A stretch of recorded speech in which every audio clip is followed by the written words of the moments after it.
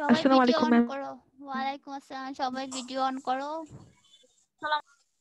ওয়ালাইকুম আসসালাম। একটা ছবি পর্যন্ত দেয় না মেয়েগুলা। ছবি দাও, ভিডিও অন করো।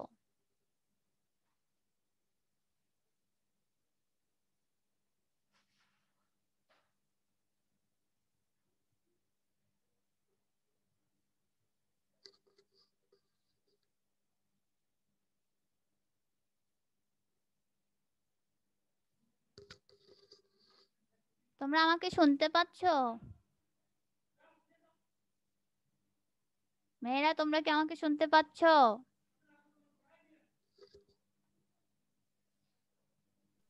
জি ম্যাম। আচ্ছা, এত অল্প কেন? বাকিরা কোথায়?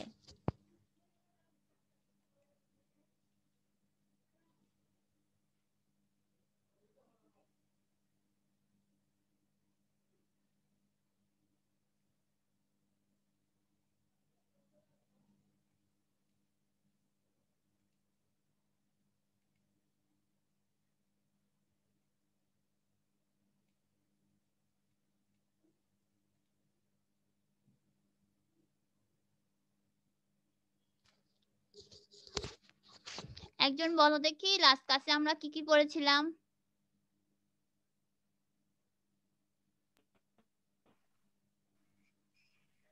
ম্যাম, সমাজতান্ত্রিক রাষ্ট্রের হ্যাঁ, সমাজতান্ত্রিক রাষ্ট্রের আরেকবার বলো, ইন্টারনেটে মানে স্লো আসছে না। সমাজতান্ত্রিক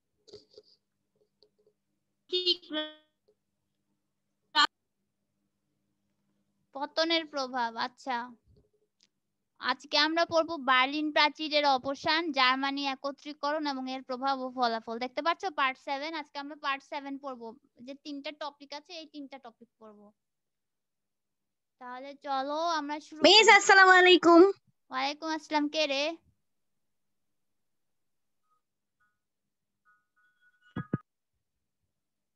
নাম বলো, নাম শুনি।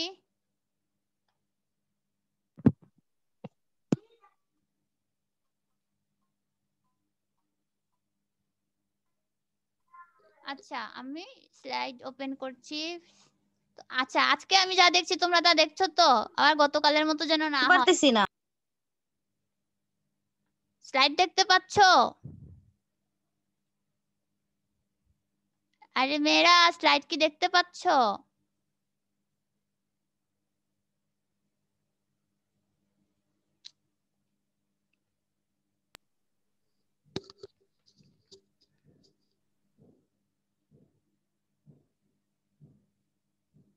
ইন্টারনেট কি চলতেছে না?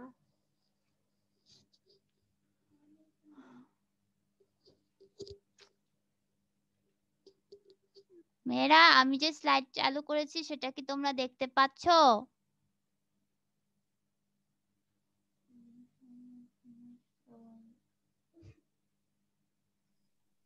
হ্যাঁ ম্যাম, দেখা মিস যাচ্ছে। দেখতে পাই একদম। হ্যাঁ, বলবা তো, না বললে কেমনে বুঝি? তোমরা তো কিছু বলো না। কালকে কি বলে, আগের ক্লাসে বললাম যে প্রেসিডেন্ট কি সুন্দর দেখতে, তাও এই বোকাগুলা বুঝে না যে আমি কাউকে কিছু দেখাচ্ছি। না ম্যাম, আমরা প্রেসিডেন্ট দেখতে পাইনি। আমরা ভাবছি হ্যাঁ, হয়তো না, আপনি বইয়ের প্রেসিডেন্ট দেখাইতেছি, কিন্তু দাঁড়াও। মিস আপনার শব্দ মানে কথাগুলো একদম অস্পষ্ট, একদম হালকা আসতেছে। সবাইকে এরকম সমস্যায় পড়ছে না, ও একাই এই সমস্যায় পড়ছে। না ম্যাম, আপনারটা ক্লিয়ার আসতেছে, হয়তো দেখছো, ওর তোমার ফোনে নিজের প্রবলেম ঝামেলা। হচ্ছে। তুমি নিজের কথা, তুমি যখন কিছু বলবা না তখন মিউট রাখবা, তাহলে শুনতে পাবা। আমি জুম মিটিং এ দেখছি, আমি যদি কথা বলি তাহলে আমি শুনতে পাই না, আর আমি যদি নিজেকে মিউট রাখি তাহলে আমি শুনতে পাই। এই দেখো, এই যে অসেস্কু, আমি ছবি দিছি, এই ছবি দিয়ে বর্ণনা করছি, তাও একটা বললো না যে আমি কিছু দেখি না। যাই হোক, আজকে তো আর এটা পড়বো না। আজকে পড়বো আমরা হচ্ছে বার্লিন প্রাচীরের অবসান। এইখানে একটা ম্যাপ দেখো। এই হচ্ছে তখনকার জার্মানি, বর্তমান জার্মানি নয়, তখনকার জার্মানির কি দুরবস্থা দেখেছো? আমি প্রসঙ্গে যাই, তাহলে ব্যাপারটা বুঝতে পারবা। এই দেখো, 4 ভাগে ভাগ হয়ে গিয়েছিল। বার্লিন প্রাচীর হচ্ছে যখন দ্বিতীয় যুদ্ধ শেষ হয়ে যায়। আমরা দ্বিতীয় বিশ্বযুদ্ধ পড়েছি না?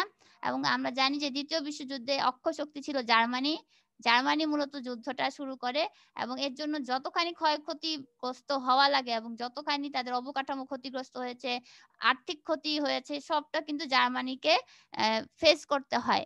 দ্বিতীয় বিশ্বযুদ্ধ শেষ হয়ে গেলে এবং আমরা দেখেছি না দ্বিতীয় বিশ্বযুদ্ধ শেষ হওয়ার ক্ষেত্রে জার্মানি মূলত রাশিয়ায় গিয়ে পরাজিত হয়। রাশিয়া একটা বড় ফ্যাক্ট ছিল সেখানে হারার ক্ষেত্রে। তো সোভিয়েত ইউনিয়ন এবং পশ্চিমা রাষ্ট্রের মধ্যে স্নায়ুযুদ্ধ তৈরি হয়েছিল দ্বিতীয় বিশ্বযুদ্ধের পর। সেটাও আমরা অলরেডি পড়েছি, দ্বিতীয় বিশ্বযুদ্ধের পর যে স্নায়ুযুদ্ধ তৈরি হয়েছিল।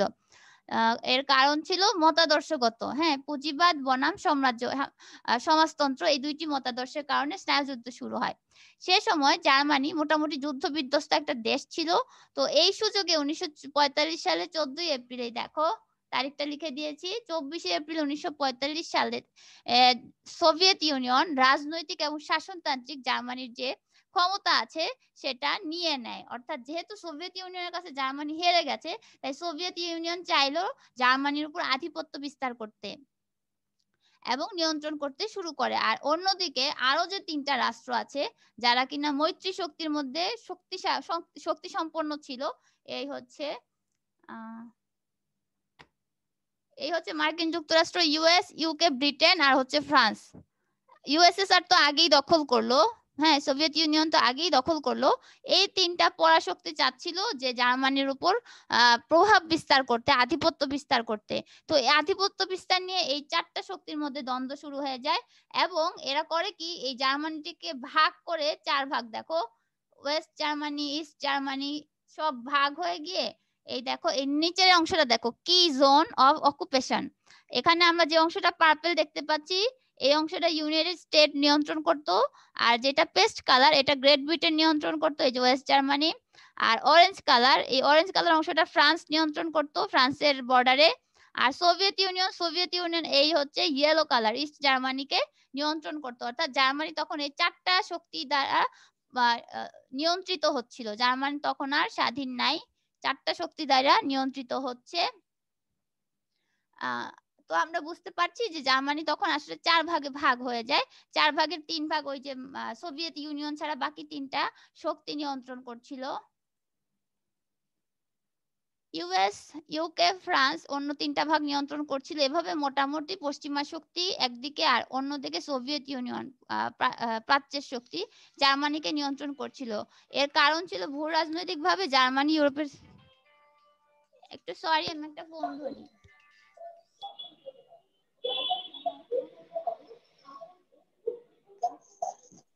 ম্যাম আসসালামু আলাইকুম।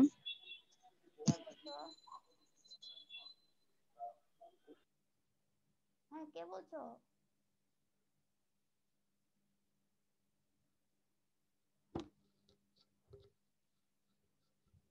সরি একটু ইন্টারাপশন হলো। আচ্ছা, আমি যা বলছি তোমরা শুনতে পাচ্ছ? আমি কিন্তু কোনো আওয়াজ পাচ্ছি না, এজন্য আমার সন্দেহ হচ্ছে। হ্যাঁ ম্যাম শুনতে পাচ্ছি। আচ্ছা, ধন্যবাদ। আমি তাহলে কি বলছিলাম যে 4 ভাগে ভাগ হয়ে গেল, 4টা শক্তি তাদেরকে নিয়ন্ত্রণ করছে। আচ্ছা আচ্ছা আচ্ছা, এভাবে মোটামুটি যে এটা হয়েছিল কারণ হচ্ছে জার্মানি ভূ রাজনৈতিক জিওপলিটিক্যালি খুবই গুরুত্বপূর্ণ একটা জায়গা, একটা ইউরোপের একদম সেন্টারে অবস্থিত এই জার্মানিটা। দেখো চারপাশে ইউরোপের বিভিন্ন রাষ্ট্র, একদম সেন্টারে জার্মানি অবস্থিত ছিল, অর্থাৎ একটা সুবিধাজনক স্থানে ছিল। এই জার্মানিকে ব্যবহার করে মূলত পশ্চিমা বিশ্বের 3টি শক্তি অর্থনৈতিকভাবে লাভবান হতে চেয়েছিল। এরা কিন্তু নিয়ন্ত্রণ করে তা না, এরা মূলত ওই আর্থিক সুবিধাটা নেওয়ার চেষ্টা করে। বর্তমানে আফ্রিকা যেমন ফ্রান্স নিয়ন্ত্রণ করছে, তোমরা জানো ফ্রান্সের যে ইটা হলো না কিছুদিন আগে, যে মহানবী সাল্লাল্লাহু আলাইহি সাল্লামের ব্যঙ্গচিত্র প্রদর্শন করছিল তারা, তখন অনেক রিপোর্ট আসে ফ্রান্সকে নিয়ে যে ফ্রান্স আফ্রিকার বেশিরভাগ দেশের তাদের মুদ্রা ব্যবস্থা চালু রাখতে বাধ্য করেছে এবং তাদেরকে অর্থনৈতিকভাবে শোষণ করছে। তো এই 3টা রাষ্ট্র কিন্তু মূলত অর্থনৈতিকভাবে শোষণ করার জন্য আধিপত্য বিস্তার করতে চেয়েছে। কেউ তো নিজের স্বার্থ ছাড়া আরেকজনরে এই কলকাঠি নাড়াইতে যায় না। যাই হোক, এরকম একটা অবস্থা, যেহেতু অর্থনৈতিকভাবে শক্তিশালী ছিল জার্মানি, দুই পক্ষ চাচ্ছিল জার্মানিকে নিজেদের নিয়ন্ত্রণে নিয়ে যেতে।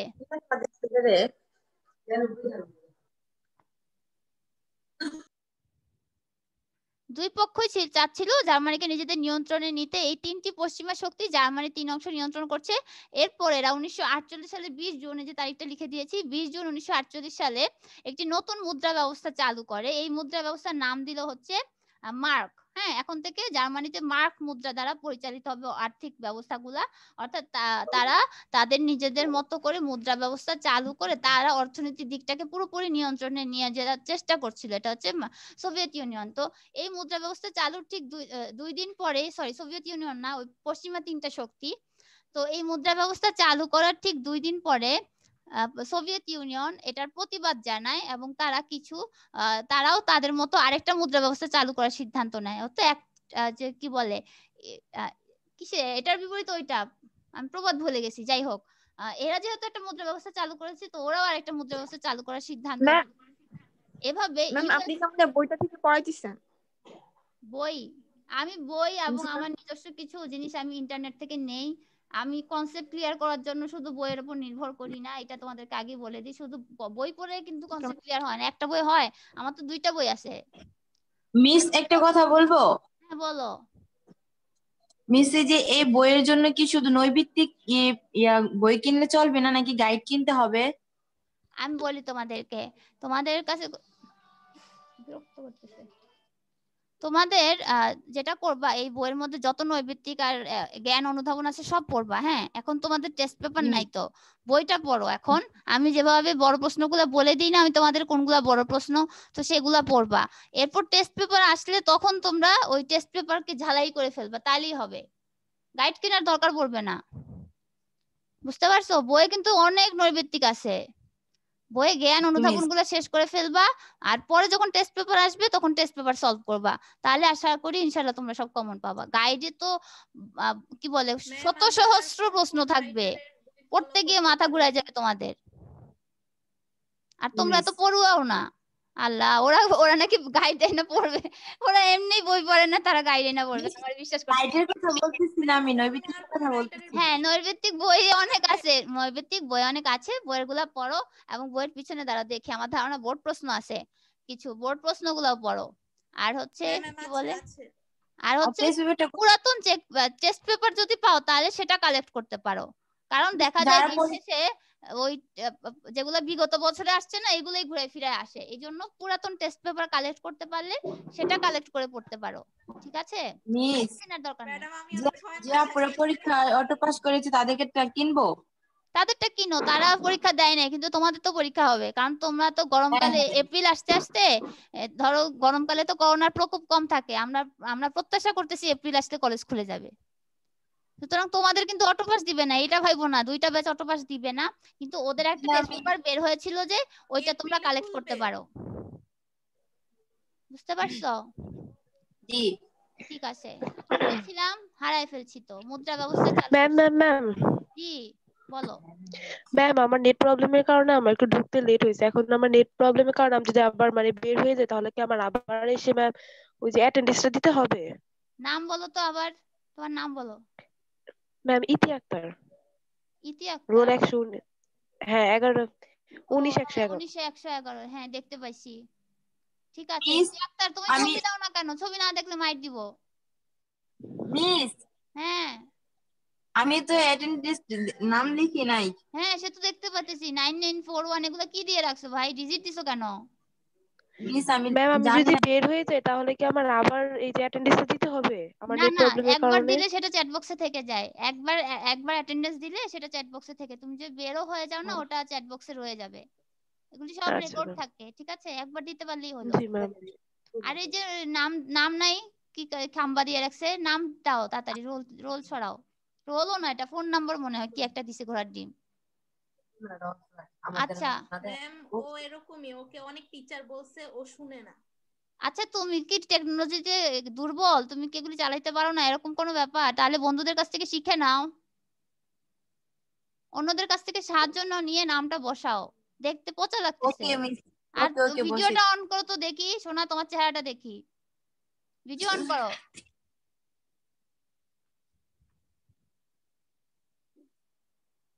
দেখছো ওরে চিনতে পারছি? হ্যাঁ চিনতে পারছি।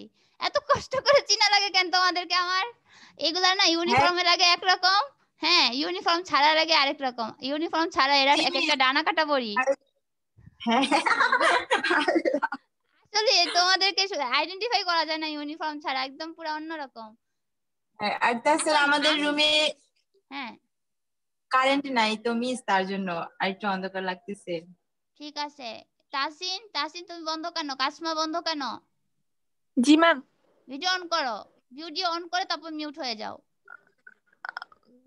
নতুন মিস আমি ট্রাই করতেছি, একটু প্রতিদিন ভিডিওটা তোমাদেরকে রুল শিখাইতে হয় কেন রে? মিস জি বলেন। আমি একটু ভিডিওটা বন্ধ করে নাম লেখার জন্য ট্রাই করি। হ্যাঁ করো। আচ্ছা আমাকে এবার ওকে বলতে দাও, থ্যাংক ইউ। টাইম শেষ হয়ে যাবে। আমরা কোথায় ছিলাম? দ্বন্দ্ব শুরু হয়েছে, ওই তিনটা পরাশক্তির সাথে সোভিয়েত ইউনিয়নের দ্বন্দ্ব শুরু হয়ে যায় এবং এইটা বার্লিন নিয়ে মূলত এই সংকটটা তৈরি হয় এই চারটা শক্তির মধ্যে। এর ফলে ম্যাম একটা কথা ছিল। পশ্চিম যে অংশটা, আরে কত কথা রে, বলো তো কি? না ম্যাম, মানে বার্লিনটা কি জার্মানের কোনো জায়গার নাম? হ্যাঁ হ্যাঁ, জার্মানের রাজধানী, বর্তমান রাজধানী হচ্ছে বার্লিন। আর আগে ছিল দুইটা রাজধানী, একটা ওয়েস্ট জার্মানি একটা ইস্ট জার্মানি। তখন ইস্ট জার্মানির রাজধানী ছিল বার্লিন আর ওয়েস্ট জার্মানির রাজধানী ছিল বন। বন বা বান যেটাই হোক। আমি যখন ভূগোল পড়তাম, মানে তখন হচ্ছে 2004 সাল, তখন কিন্তু জার্মানির রাজধানী আমার বইয়ের মধ্যে লেখা ছিল বন আর বার্লিন, দুইটা রাজধানী। তো এখন কিন্তু একটা রাজধানী, অর্থাৎ তারা ঐক্যবদ্ধ হয়ে গেছে, পুরো জার্মানি এখন একক জার্মানি, রিপাবলিক অফ জার্মানি। আচ্ছা এখন কোথায় ছিলাম যেন? সোভিয়েত ইউনিয়নের এর ফলে যেটা হয় যে মুদ্রা ব্যবস্থা চালু হয়, তাদের মধ্যে দ্বন্দ্ব শুরু হয়, আধিপত্য বিস্তারের লড়াই শুরু হয়। এর ফলে পশ্চিম অংশটা পশ্চিমা শাসক গোষ্ঠীদের নিয়ন্ত্রণে চলে যায়, এই যেটা আমরা একটু এই কালার দিয়ে দেখালাম মানচিত্রে। আর পূর্বের অংশটা সোভিয়েত ইউনিয়নের অধীনে চলে যায় এবং তখন এই বার্লিন সংকটটা ঘনীভূত হতে থাকে। দেখা যায় যে এই পশ্চিমা অংশটা, যেটা কিনা ইউকে, ইউএস, ফ্রান্স নিয়ন্ত্রণ করছে, এই অংশটাতে দ্রুত উন্নয়ন হচ্ছে এবং তাদের যে জীবনযাত্রার মান এত দ্রুত দৃশ্যমান হচ্ছিল, এত ভালো হচ্ছিল, উন্নয়ন হচ্ছিল যে এটা দেখে পূর্বের যারা জনগণ তারা কিছুটা কষ্ট পাইছে যে তাদের কিন্তু এত তাড়াতাড়ি উন্নত হচ্ছে না, কারণ আমরা জানি যে সোশ্যালিজমে কিন্তু উন্নয়নটা খুব স্লো। তো এই পর্যায়ে পূর্ব আর পশ্চিম জার্মানির মধ্যে একটা আকাশ পাতাল পার্থক্য দেখা যায়, কারণ পশ্চিম অংশ ইউএস দ্বারা নিয়ন্ত্রিত ছিল, তা ছিল পুঁজিবাদী ভাবধারায় পরিচালিত। তো সেখানে দ্রুত অর্থনৈতিক উন্নয়ন হচ্ছিল, সেখানে জীবনযাত্রার মানও খুব উন্নত ছিল। 1961 সালে মার্কিন যে ভাইস প্রেসিডেন্ট ছিলেন জনসন, তিনি পশ্চিম জার্মানি সফর করতে যান। তো পশ্চিম জার্মানি আমরা তো জানি ওই তিন পরাশক্তির অধীনে, সেখানে তিনি সফর করতে যান। তো জনসন সেখানে আসেন এবং পশ্চিম জার্মানির যে উন্নয়ন হয়েছে সেটা দেখিয়ে পূর্ব জার্মানির লোকজনকে লোভ দেখান যে দেখো পশ্চিম জার্মানিতে এত উন্নয়ন হয়েছে, তোমরা যদি পশ্চিম জার্মানিতে চলে আসো তাহলে তোমরা এরকম একটা উন্নত জীবন পাবা। এবং এই লোভে সত্যি সত্যি মানুষগুলো কিন্তু লোভী আছে, তার কথা কিন্তু কনভিন্সড হয়ে অনেকেই ধীরে ধীরে পূর্ব থেকে পশ্চিম জার্মানিতে চলে যাওয়া শুরু করলো। হ্যাঁ, জনসনের কথায় পশ্চিম জার্মানি পূর্ব জার্মানির প্রচুর জনগণ ধীরে ধীরে পশ্চিম জার্মানির দিকে চলে যেতে থাকলো, এই যে প্রলোভন দেখানো হয়েছে। তো পূর্ব জার্মানির এই যে কাজটা, পূর্ব জার্মানি থেকে পশ্চিম জার্মানিতে যেহেতু জনগণ চলে আসছে, এটা কিন্তু ইসের জন্য, রাশিয়ার জন্য কিন্তু খুব অপমানজনক ছিল যে রাশিয়া নিয়ন্ত্রিত অংশ থেকে পশ্চিমা অংশে চলে যাচ্ছে। ফলে পূর্ব জার্মানির লোক সংখ্যা কমে গেল এবং এটা সোভিয়েত ইউনিয়নের খুব গায়ে লাগলো, প্রেস্টিজে লাগলো। সোভিয়েত ইউনিয়ন তখন নাগরিকদের যে আসা যাওয়া এটা বন্ধ করার জন্য একটা দেয়াল তুলে দিল, এইটাই হচ্ছে বার্লিন দেয়াল। অর্থাৎ এখন থেকে আর পূর্ব জার্মানির লোকজন পশ্চিম জার্মানিতে যেতে পারবে না। এটা ঠেকানোর জন্য সোভিয়েত ইউনিয়নের এই উদ্যোগটা তৈরি হয়। ফলে যেটা হয় যে অনেকগুলো পরিবার তাদের আত্মীয় থেকে দূরে চলে যায়, আবার ইসের থেকে আত্মীয় স্বজন থেকে দূরে চলে যায়, অনেক বাবা মা তার সন্তান থেকে বিচ্ছেদ হয়, হ্যাঁ, আপনজন থেকে দূরে সরে যায়। এই কারণে দেয়াল তুলে দেওয়ার কারণে যে একটা সীমারেখা তৈরি করে দেওয়া হয়, এই সীমারেখাকে বলা হয় বার্লিন প্রাচীর। এই সীমারেখার দৈর্ঘ্য ছিল 155 কিলোমিটার। এটি বার্লিন ওয়াল নামে পরিচিত, অর্থাৎ পূর্ব এবং পশ্চিম জার্মানিকে পৃথক করার জন্য তৈরি দেয়াল। ফলে অনেক জার্মান তাদের আত্মীয় স্বজন বাবা মা থেকে পৃথক হয়ে যায়, এমন অবস্থা তৈরি। হ্যাঁ বলো। আমার বই 161 দেওয়া কিলোমিটার। আচ্ছা দেখি তো আমার বইয়ে কত দেওয়া। হ্যাঁ 161 দেওয়া। আচ্ছা 161 দেওয়া, ঠিক আছে 161। আমি এটা পরে কলম দিয়ে ঠিক করে নিব নে। ম্যাডামটা জিজ্ঞাসা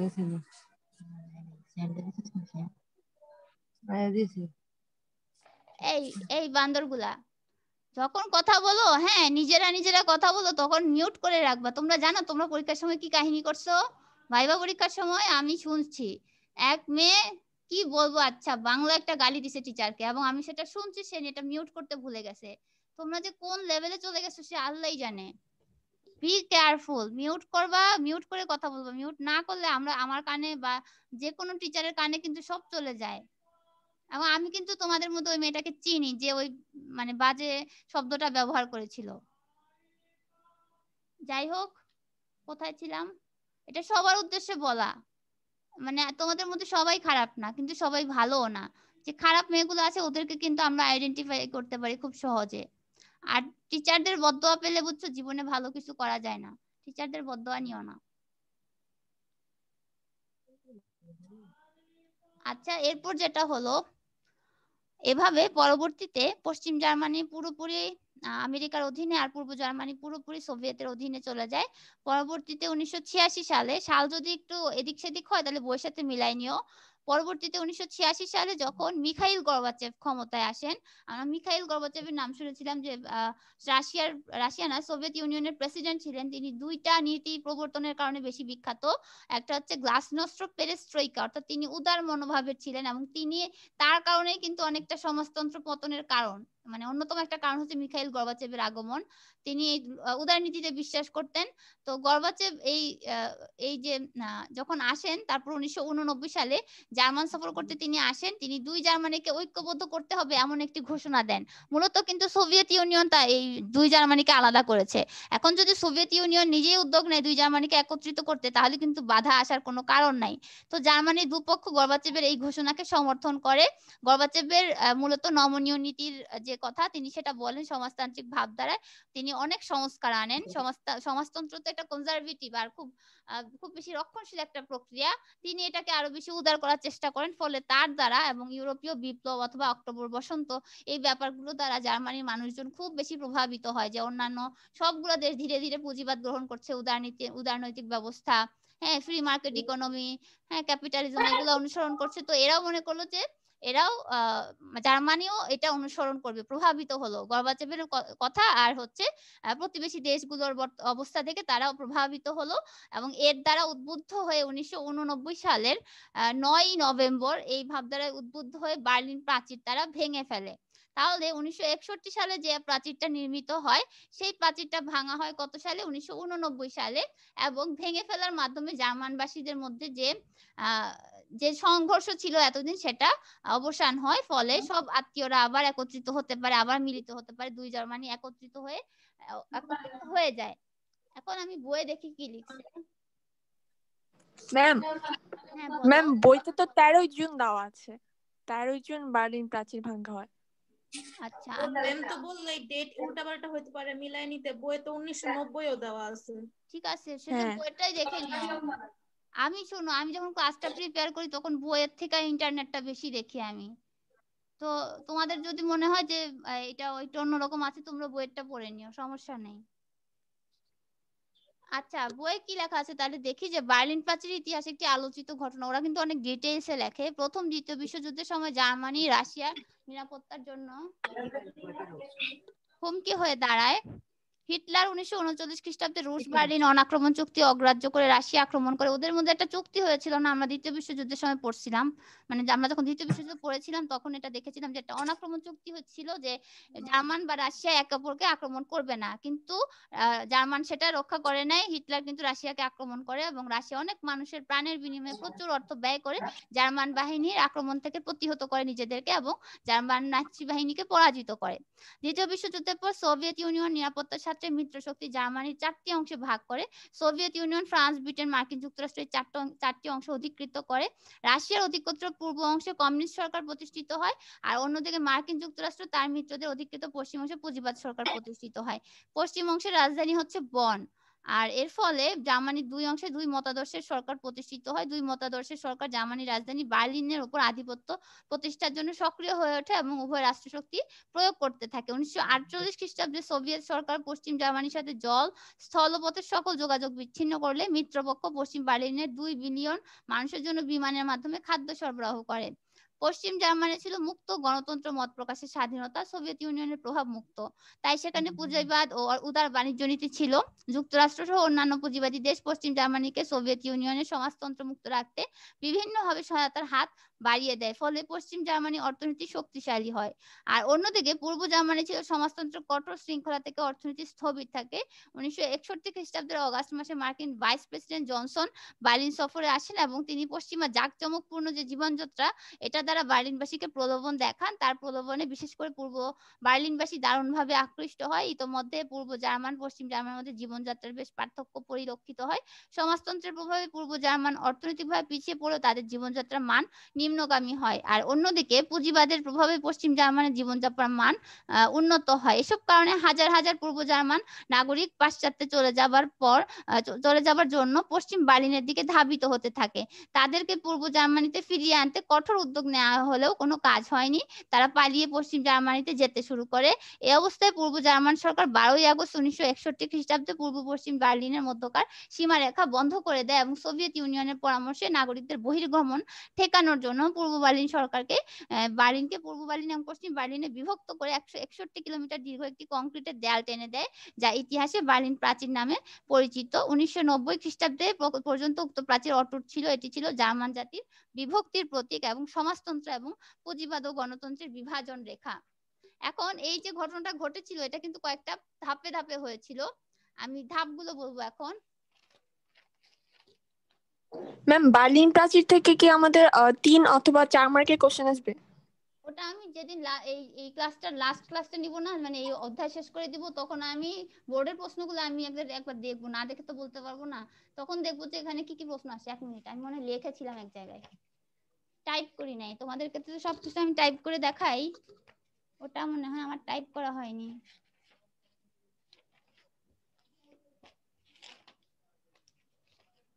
আচ্ছা, আমি এটা নেক্সট ক্লাসে দিয়ে দিব, ঠিক আছে? Okay ma'am. জার্মান একত্রীকরণের যে পর্যায়গুলো সেটা দেখি। প্রথম পর্যায়টা দেখো। প্রথম পর্যায় হচ্ছে দুই জার্মানি একত্রিত হবার যে কয়েকটা পর্যায়, তার মধ্যে প্রথম পর্যায়টা ছিল রাশিয়া। কারণ 1954 সালে প্রথম জার্মান একত্রীকরণের প্রথম উদ্যোগ নেয় বা প্রস্তাব করে জার্মানিকে একত্রিত করবার। অর্থাৎ যখন কিনা বার্লিন প্রাচীর তৈরি হয়নি এবং জার্মানি 4টি ভাগে ভাগ ছিল, বিভিন্ন দেশ দ্বারা শাসন পরিচালিত হচ্ছিল, পরবর্তীতে 1954 সালে রাশিয়া প্রস্তাব করে যে জার্মানকে ঐক্যবদ্ধ করবার জন্য, যে বৃহৎ শক্তিগুলো আছে তাদের প্রভাবমুক্ত করতে হবে। সেজন্য তারা বলে যে বিদেশি যে সেনারা আছে জার্মানিতে তাদের প্রত্যেককে যার যার নিজ দেশে নিয়ে যেতে হবে, মানে অর্থাৎ তাদেরকে প্রত্যাহার করতে হবে। কিন্তু এই প্রস্তাব গৃহীত হয়নি। পরবর্তীতে 1959 সালের দিকে জার্মানির ঐক্যবদ্ধ সংক্রান্ত দাবি সমূহ ধীরে ধীরে গৃহীত হয়, কিন্তু তখনও দুই জার্মানি একত্রিত হয়নি। এরকম একটা অবস্থা তৈরি হয়েছে। তাহলে প্রথম উদ্যোগ যে জার্মানি একত্রীকরণের যে প্রথম উদ্যোগ, সেটা হচ্ছে রাশিয়া কর্তৃক গৃহীত। দ্বিতীয় পর্যায়ে হচ্ছে স্নায়ুযুদ্ধ। যখন জার্মানি দুই পাশ থেকে দুই ভাগ দ্বারা শাসিত হচ্ছিল, তখন আসলে স্নায়ুযুদ্ধের তীব্রতা আরো বেড়ে যাচ্ছিল। আমরা জানি যে স্নায়ুযুদ্ধ হচ্ছে মতাদর্শগত একটা যুদ্ধ, এবং এর মধ্যে যে ইউরোপের যে বিভিন্ন রাষ্ট্রগুলো ইনভলভ হয়েছিল, তার মধ্যে জার্মানি একটা রাষ্ট্র এই স্নায়ুযুদ্ধ দ্বারা প্রভাবিত হয়। অনেকদিন ধরে সেই স্নায়ুযুদ্ধটা, এই যে রাশিয়া আর মার্কিন যুক্তরাষ্ট্র টানাটানি করছে জার্মানিকে নিয়ে, এমনকি ভাগ করে দেওয়া হলো, এগুলো সব স্নায়ুযুদ্ধের প্রভাব। জার্মানকে কেন্দ্র করে স্নায়ুযুদ্ধের ব্যাপকতা আরো বেশি বেড়ে যায়। স্নায়ুযুদ্ধের উত্তাপ কমানোর জন্য সহজ একটা পথ হচ্ছে জার্মানকে একত্রিত করা। এতে দুই পক্ষ আস্তে আস্তে সেটা বুঝতে পারে, এবং অন্যদিকে ন্যাটো এবং ওয়ারসো জোট গঠন করে। তখন জার্মানি কিন্তু পশ্চিম জার্মানি হচ্ছে ন্যাটোভুক্ত ছিল। ন্যাটো হচ্ছে মার্কিন যুক্তরাষ্ট্র কর্তৃক নিয়ন্ত্রিত। তো পশ্চিম অংশ হচ্ছে ন্যাটোতে যোগ দেয়। আর ইউএস তখন পূর্ব জার্মানি যখন শাসন করছিল, আর অন্যদিকে পূর্ব জার্মানি হচ্ছে যেহেতু পূর্ব জার্মানি হচ্ছে রাশিয়া বা সোভিয়েত ইউনিয়ন দ্বারা নিয়ন্ত্রিত, তাই পূর্ব জার্মানি হচ্ছে ওয়ারসো প্যাক্টে যোগদান করে। ওই যে দুইটা সংগঠন ছিল সামরিক সংগঠন, ন্যাটো এখনো আছে, ওয়ারসো প্যাক্ট ডিমলিশড হয়ে গিয়েছে, এখন আর ওয়ারসো নাই। তো এভাবে জার্মানি একত্রিত হওয়ার দুইটা পক্ষ তৈরি হয়, এটা হচ্ছে দ্বিতীয় পর্যায়ে। তৃতীয় পর্যায়ে বলা যায় 1970 সালের দিকে পশ্চিম জার্মানির যে চ্যান্সেলর ছিলেন তিনি নাম ছিল উইলি ব্রান্ড, পশ্চিম জার্মানির চ্যান্সেলর, আর পূর্ব জার্মানিতে তখন প্রধানমন্ত্রী ছিলেন উইলি স্টুড। তো তারা কিন্তু একত্রিত হয়ে জার্মান যে ঐক্যবদ্ধ হবে এর পক্ষে মতামত দেয়, যার ফলে যে ঐক্যবদ্ধ হওয়ার জন্য একটা চূড়ান্ত সিদ্ধান্ত নেওয়া হয়। পরবর্তীতে পূর্ব জার্মানি যখন কমিউনিস্ট পার্টি এর যিনি নেতা ছিলেন তিনি হচ্ছেন গিয়ে মডারকের কর্তৃত্বে প্রতিষ্ঠিত হবার পর তিনি পরবর্তীতে প্রাইম মিনিস্টার নির্বাচিত হন। প্রাইম মিনিস্টার হবার পর হচ্ছে অন্যদিকে রাশিয়াতে তখন হচ্ছে মিখাইল গর্বাচেভ, আর পূর্ব জার্মানিতে হচ্ছে মডারক। তো গর্বাচেভ তখন এখানে আসতেন, আমরা একটু আগে দেখেছি যে তিনি এখানে আসেন এবং সমাজতন্ত্রের বিভিন্ন সংস্কারের কথা বলেন, গ্লাসনস্ট এবং পেরেস্ট্রয়কা নীতি, এই নীতিগুলো চালু করেন। তিনি সমাজতন্ত্রের সংস্কার করেছিলেন। এর মাধ্যমে মডারক তার প্রস্তাবিত এই বিষয়গুলো এই জার্মানির জন্য প্রস্তাব করেন। তিনি জার্মানির প্রাচীর ভেঙে দেওয়ার কথা বলেন, অর্থাৎ বার্লিন দেয়াল ভেঙে ফেলার কথা বলেন। তিনি সংস্কার নীতিও প্রবর্তন করেন। এখানে মডারকের একটা বড় ভূমিকা ছিল, কিন্তু জার্মান একত্রিত করার ক্ষেত্রে যে প্রধান উদ্যোগটা তিনি নিয়েছিলেন। এবং তার সময় বলা যায় যে বার্লিন প্রাচীর ভেঙে দেওয়া হয় এবং বার্লিন প্রাচীর ভেঙে দেওয়ার মাধ্যমে দুই জার্মানি একত্রিত হওয়ার সব বাধা দূর হয়ে যায়। এবার চতুর্থ পর্যায়ে হচ্ছে 1990 সালের মার্চ মাসে একটা নির্বাচন অনুষ্ঠিত হয় পূর্ব জার্মানিতে, ব্যালটের মাধ্যমে নির্বাচন হয়। এই নির্বাচনের ব্যবস্থা এই নির্বাচনে জার্মানির যে ঐক্যের পক্ষপাতী যে রক্ষণশীল দল আছে, মানে কনজারভেটিভ পার্টি, তারা চাচ্ছিল যে জার্মানকে একত্রিত করা হোক, ওই পার্টিটাই জয়লাভ করে। তার মানে বোঝা যাচ্ছে যে জনগণ একত্রিত হতে চাচ্ছে। আমরা ভোটের মাধ্যমে কিন্তু আমাদের মতামত দিয়ে থাকি, তো যেহেতু জনগণ কনজারভেটিভ পার্টিকে ভোট দিল এবং কনজারভেটিভ পার্টি চায় যে জার্মান একত্রিত হোক, তো সেই দল জয়লাভ করলো, তাহলে কিন্তু এটা মোটামুটি পরিষ্কার হয়ে গেল যে এখন জার্মান ঐক্যবদ্ধ হবে।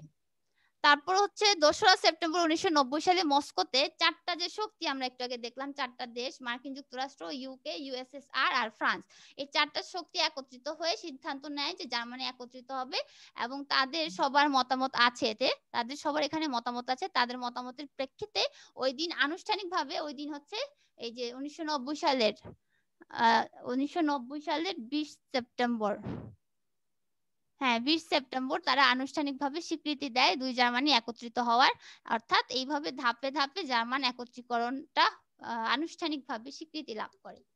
এখন আমি দেখি এটার প্রভাবটা কি ছিল, দেখাচ্ছি। স্নায়ুযুদ্ধ পরবর্তী বিশ্বে এই যে জার্মান একত্রীকরণের প্রভাবটা কি ছিল, দেখো এই হচ্ছে জার্মানি ইউরোপের একদম মাঝখানে, আর যে প্রভাবগুলো আসছে সেগুলো হচ্ছে, প্রথম প্রভাবটা হচ্ছে স্বাধীন রাষ্ট্র। কেন বলবো আমরা স্বাধীন রাষ্ট্র, কারণ 45 বছর পর জার্মানি একটা স্বাধীন রাষ্ট্র হিসেবে আত্মপ্রকাশ করে। কারণ প্রথম বিশ্বযুদ্ধে জার্মানি অক্ষশক্তি ছিল, দ্বিতীয় বিশ্বযুদ্ধে জার্মানি অক্ষশক্তি ছিল, দুই যুদ্ধে কিন্তু জার্মানি হেরে যায়,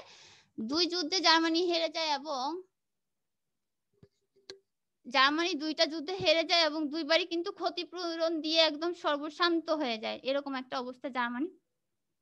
তো তার উপর জার্মানির উপর ভার্সাই চুক্তির যে অন্যায় নিয়মগুলো সেগুলো চাপিয়ে দেওয়া হয়। তারপর হিটলার যখন আসে সে উগ্র জাতীয়তাবাদের প্রকাশ ঘটায়, ফলশ্রুতিতে দ্বিতীয় বিশ্বযুদ্ধ হয় এবং দ্বিতীয় বিশ্বযুদ্ধের পরে জার্মানি মানে আবার একটা অরাজক পরিস্থিতির সৃষ্টি হয়। যুদ্ধ বিধ্বস্ত একটা দেশ, তাকে নিয়ন্ত্রণ করতে শুরু করে চারটা শক্তি, তাহলে বুঝো তার অস্তিত্বটা কতটা সংকটাপন্ন। তো বার্লিন প্রাচীর নির্মিত হয় সে সময়, বার্লিন প্রাচীর ভাঙার মাধ্যমে মূলত জার্মানি একটা স্বাধীন রাষ্ট্র হিসেবে আবির্ভূত হয়, কারণ জার্মানির উপর দিয়ে অনেক কিছু গিয়েছে, এটা স্বাধীন তো ছিল না, এটা চারটা শক্তি দ্বারা পরিচালিত ছিল, আবার দুইটা বিশ্বযুদ্ধে অংশ নিয়েছে, এটার অবস্থা একদমই ভঙ্গুর।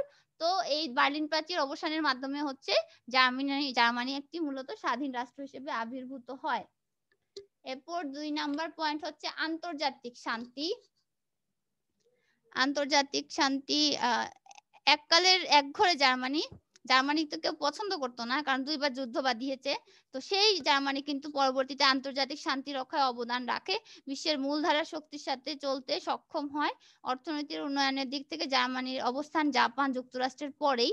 অনেক সমীক্ষকদের ধারণা জার্মানি বর্তমান রাজনৈতিক অর্থনৈতিক উন্নয়ন প্রক্রিয়া অব্যাহত থাকলে আগামী দশকে জার্মান বিশ্বের শীর্ষস্থানীয় পরাশক্তির একটি হবে। আচ্ছা, এরপর হচ্ছে আরেকটা পয়েন্ট হচ্ছে প্রযুক্তিগত দিক থেকে জার্মানি ভালো উন্নতি করে। যখন জার্মান একত্র হলো তখন ইউরোপের অন্যান্য দেশ দ্রুত তাদের ডেভেলপমেন্ট করতে শুরু করে এবং জার্মানি তখন পিছিয়ে থাকে নাই, প্রযুক্তিগত দিক থেকে তারা ব্যাপক উন্নতি করে। এরপর দেখো 4 নম্বর পয়েন্ট দিয়েছি আমি, দিয়েছি হচ্ছে কমিউনিজমের উচ্ছেদ। দুই জার্মানি একত্রীকরণের ফলে কিন্তু উভয় জার্মানি, পশ্চিম এবং পূর্ব জার্মানি দুটাই কিন্তু পুঁজিবাদ গ্রহণ করে এবং উদারনীতি গ্রহণ করে, ফলে কমিউনিজমের সরকার উচ্ছেদ হয় এবং পুঁজিবাদী সরকার প্রতিষ্ঠিত হয়। জার্মান থেকে সমাজতান্ত্রিক ধ্যান ধারণা অপসারণ হয়। এরপর হচ্ছে জাতীয়তাবাদ, এটা বইয়ে দেওয়া আছে। জাতীয়তাবাদ ইউরোপের অন্যতম শ্রেষ্ঠ সভ্যতার অন্যতম শ্রেষ্ঠ প্রতিনিধি জার্মান জাতি অনেক ভাঙা গড়ার পর সর্বশেষ দুই জার্মান একত্রীকরণের মধ্য দিয়ে আবার জাতীয়তাবাদে উদ্বুদ্ধ হয়। দুই জার্মানি একত্র করার মাধ্যমে জার্মানরা গণতন্ত্রপন্থী এবং স্বাধীন জাতি হিসেবে আত্মপ্রকাশ করে। এরপর হচ্ছে শক্তিশালী রাষ্ট্র হিসেবে আবির্ভূত, এটা হচ্ছে পরাশক্তি যেটা দিয়েছে ওইটার মধ্যে হবে। শক্তিশালী রাষ্ট্র, জার্মান একত্রীকরণের ফলে জার্মান ইউরোপ মহাদেশে এবং আন্তর্জাতিক অঙ্গনে শক্তিশালী রাষ্ট্র হিসেবে আবির্ভূত হয়। ন্যাটোর সদস্য হিসেবে বর্তমান বিশ্বে জার্মান গুরুত্বপূর্ণ ভূমিকা পালন করছে এবং আমরা জানি যে বর্তমান বিশ্বে সবচেয়ে শক্তিশালী যে কয়টা দেশ আছে তার মধ্যে একদম প্রথম সারিতে কিন্তু আমরা জার্মানকে রাখতে পারি। এরপর হচ্ছে শক্তির ভারসাম্যের ক্ষেত্রে কিন্তু গুরুত্বপূর্ণ ভূমিকা জার্মান রাখছে। দুই জার্মানি একত্রের ফলে রাশিয়া এবং মার্কিন যুক্তরাষ্ট্রের তাবেদার জার্মানিকে মানে এই দুইটা তাবেদার রাষ্ট্র থেকে জার্মানি নিজেকে মুক্ত করে নেয় এবং পৃথিবীতে শক্তির ভারসাম্য কিছুটা হলেও রক্ষা করতে পারে। কারণ হচ্ছে স্নায়ু যুদ্ধের সময় আমরা দেখেছিলাম যে দুইটা পরাশক্তি ছিল, কিন্তু তারপরে দেখছি যে আমরা স্নায়ু যুদ্ধের পর সোভিয়েত ইউনিয়ন ভেঙে যাওয়ার পর পুরো বিশ্ব কিন্তু একক পরাশক্তি মার্কিন যুক্তরাষ্ট্র।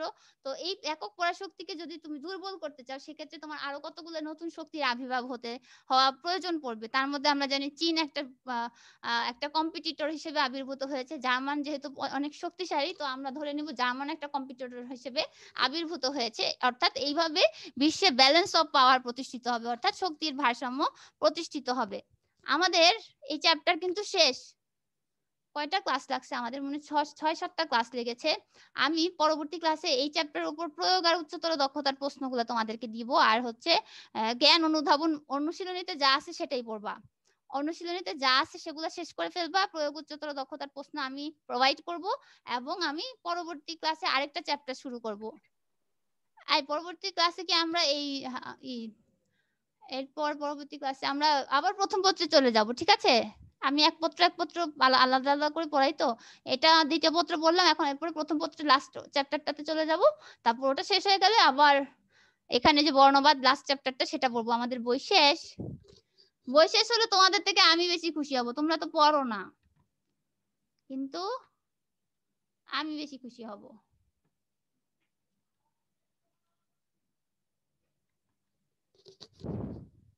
বুঝতে পেরেছো?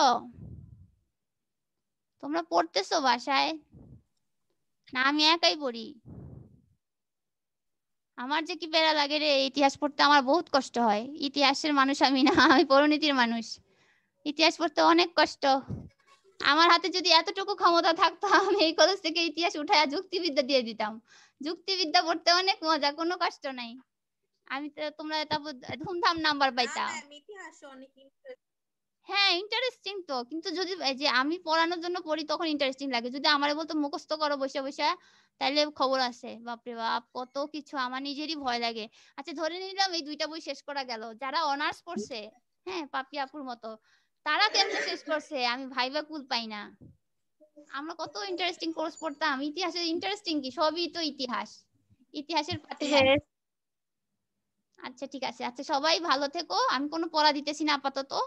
তোমরা এই চ্যাপ্টারটার জ্ঞান, আর যেহেতু চ্যাপ্টার আজকে শেষ, জ্ঞান অনুধাবন শেষ করবা তোমরা। আমি প্রশ্ন করব নেক্সট ক্লাসে, আর হচ্ছে তোমাদেরকে বড় প্রশ্নগুলো দিয়ে দিব, ঠিক আছে? তোমরা জ্ঞান অনুধাবন পড়ে রাখবা, আমি প্রশ্ন করব, ঠিক আছে? ঠিক আছে, সবাই ভালো থেকো। আল্লাহ হাফেজ। আল্লাহ হাফেজ।